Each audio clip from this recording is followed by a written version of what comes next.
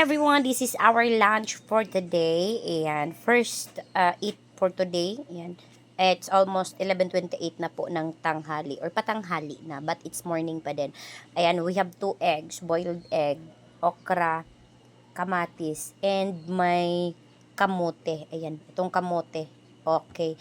And may rice ako dito, guys. Hindi ko sure kung kaunon ba nako siya kay murag mabusog naman ko ani gud o. Tapos naatay kapayas nga very tamis, and also naapay mga okra, tapos naatay carrot juice. Ayan, si carrot juice guys kay gi-blender nako siya.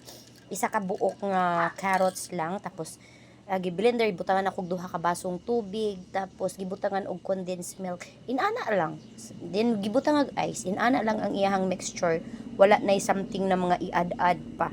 Okay, tapos natay pang malakasang ginamos. Ayan, kana atong ginamos kato pa nang gidala ni Amazing Zenio diri sa balay nga nahubog.